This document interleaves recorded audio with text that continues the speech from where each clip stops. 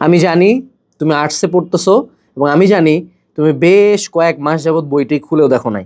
এখন সামনে এক্সাম, কলিজার মধ্যে খালি ভয় আর ভয়।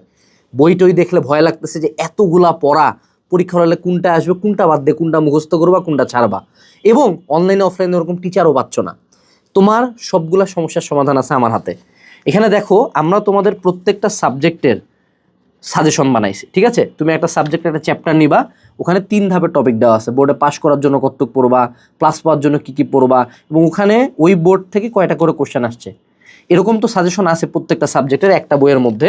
এবং তোমাকে যাতে কোনোদিন টেস্ট পেপার বা বইটই না পড়ার লাগে, এই জন্য আমরা ওই যে সাজেশনের টপিকগুলোর উপরে তোমার টেস্ট পেপার মেডিজে যতগুলা ইম্পর্টেন্ট সিকিউ আছে সেগুলো দিয়ে দিচ্ছি।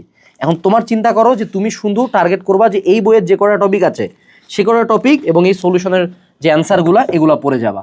এইটুকু পড়ে গেলে that is more than enough for you. তাহলে আজকের ভিডিও এইটুকুই। আমি জানি তোমার এই বইটা নেওয়ার ইচ্ছা আছে, এখনই অর্ডার করো। অলরেডি 3000+ মানবিকের শিক্ষার্থী এই বইটা নিয়ে তাদের টেবিলে রাখছে, তুমি বাদ থাকতেছো কেন?